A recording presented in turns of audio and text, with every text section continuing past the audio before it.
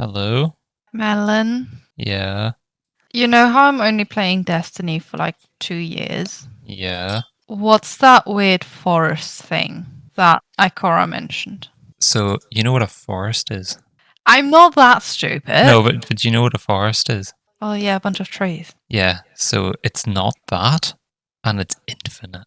It's not that. It's not. It doesn't have any trees. Do you want me to show you? Might be a bit easier to show you. I thought we can't go to that place. So this is Mercury. Rather close to the sun. Well, it is Mercury. I mean, yeah. Hello. Hello. This is the infinite forest. As you can see, it's not very forest-like. Yeah, no, the trees are kind of missing. No, so there's like a bunch of fog over there. It's all like computery looking. And Kind of shit. Like, as forests go, this is not. I hope there's no National Trust building here somewhere, because that would be rather disappointing. true. Yeah, you don't fancy outing to the forest for your cup of tea, do you? Nah, scones wouldn't quite hit. Fair enough, fair enough. Wee spot of backstory. So, over there is a pillar. So, typically the way the Infinite Forest would have worked is you walk through the portal that's on Nessus, which you've seen a photo of because of the thumbnail, but I'll put an image on screen.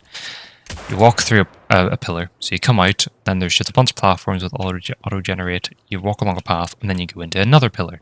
That pillar contains a simulation. So I think that big red beam going up into the sky is technically meant to be one of them, but it's destroyed. You walk through and you enter into some completely random place that you're not expecting because it's a simulation. And the Vex simulate things in order to try to basically find what the most probable outcome is to always stay like one step ahead of everyone. Only issue is they can't simulate light or darkness, so we always win. Question. What is it? According to the thumbnail, this place is meant to be orange. This is not very orange. This is like blue and green. Am I colorblind? No, so we're in Mercury. So the surface of Mercury is orange and stuff because of the sun. Ah. Yes. Why are there the closest plants planet to the growing sun. inside Mercury? That's Is that simulator plants? Yeah, I think so. That's just what the Vex like to do. They like to have plants and stuff. Don't really know why they do that, to be honest, but they tend to have plants around. Seems to Why help with things. can't the Vex simulate light and dark? And what does it make the Vex? Neutral? Grey? We'll try not to get too deep into this, but light and darkness are what's described as paracausality. So they're paracausal. What that basically means is they're like, I think, one of the fundamental forces of the galaxy or the universe. And that if you are able to possess one of them, then you basically make your own fate. That's why Guardians always are like, I make my own fate and stuff, because they use the light. So, oh, that makes a lot more sense. So the Vex aren't able to simulate what the outcome of light will be or what darkness will be because you make your own fate with it, basically. It's like a wild card, I suppose. So they can try to predict what the most probable outcome will be from the actions of Guardians and stuff, but they can't actually tell because they can't simulate what light does. But I suppose you could simulate an individual Guardian if you just focus on that individual Guardian's typical choices. You could, but there's always a chance that they won't follow their typical choices, and they can't simulate that, basically. Okay, now why do we need to go here? A wee bit of the backstory of the season is basically there's Osiris and there's Saint. They used to be the Vanguard leaders. And at some stage, Osiris had a bit of a wonky idea about the Vex. He was like a fanatic, sort of, about the Vex. So he got really obsessed about them. He got exiled and decided to go to Mercury, go into the Infinite Forest, and basically research them. So he spent like decades upon decades here, going into different simulations and trying to work out what the Vex are doing. Saint, obviously at this stage, having like a relationship with Osiris, followed him in eventually to try to find him, and he got lost. That's not very good. No, it also wasn't very smart. But anyway, that's the general gist of it. So Osiris had been gone for ages. Then in Curse of Osiris, the first expansion, like after Destiny 2, this was like 3 months into the game, I think, 4 months. We go to Mercury, go into the Infinite Forest. Osiris is having difficulties, but that's irrelevant here.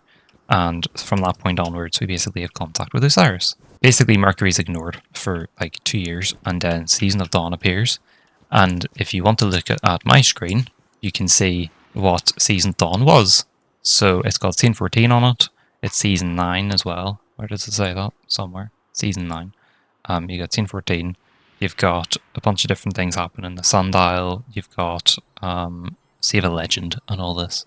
So in Curse of Osiris, we find scene 14's grave. He'd been laid to rest in the Infinite Forest by the Vex. He'd killed so many of them that they respected him, and they built a Vex mind. So they basically built a very special Vex to drain his light specifically. Was that so that they could simulate it?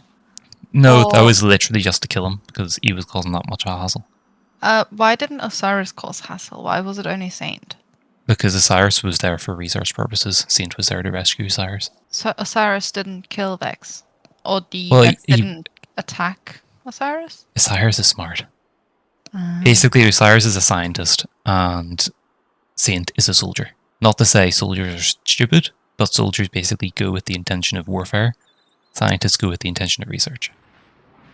Okay, yeah, makes sense. Yeah. So in Curse of Osiris, we find Saint's grave after he killed so many Vex. It was that much of a problem for them. They built a very special Vex to drain his specific light. No one else's, because every person's light's slightly different. So they literally built a certain Vex to only drain his light and kill him. That's rather obsessive. In Curse of Osiris, we got a gun called the Perfect Paradox. So we got this in Curse of Osiris. We actually took it from Saint's grave. And the lore is basically a message from Saint 14 to us. At this stage, we hadn't met him. We literally only saw his dead corpse. But he's referring to us as like his inspiration. We're his mentor and stuff. And we built this weapon out of scraps and light and sheer will inside the Infinite Forge. And we give it to him and all this sort of stuff. Right, so did we meet Saint in like Destiny 1? No. This is the first time we ever met Saint. Dead. It's also called Perfect Paradox, which gives you a bit of a hint.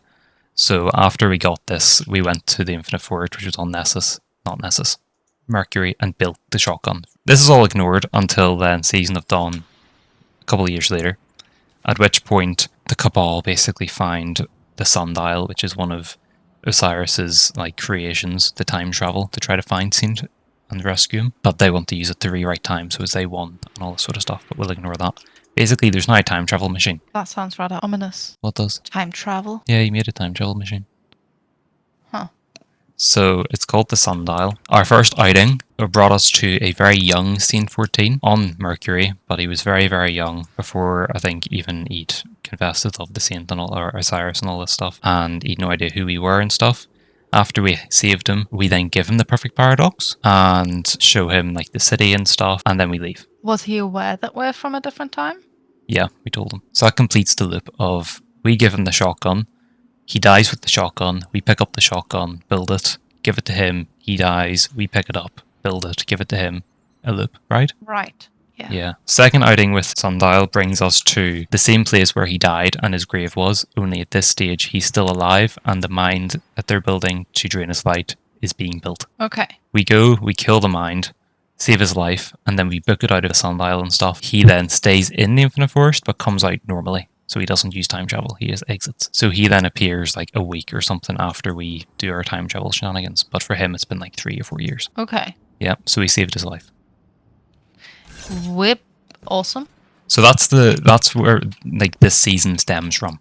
So since then, Saint 14 has been in the game, he's been doing all this different stuff, he's been generally happy, he's been having a relationship with Osiris. So that was all fine and dandy. Then this season, it's now being suggested to him that he's not the original Saint from this timeline. But what's your usual understanding of time travel when it's used in like media and stuff? Is it literally like you go back in time, change something, and it changes the future?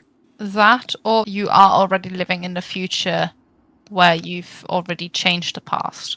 Therefore, it's sort of a time loop. Those are the two ways that I know. Yeah.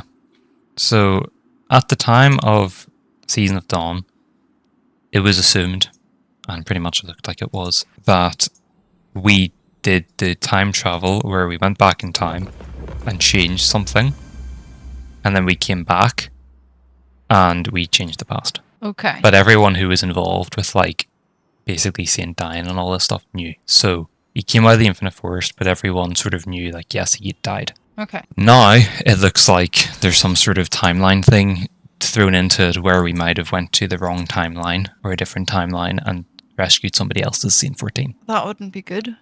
Okay. So do you grasp that so far? Generally, yes, I'd say so.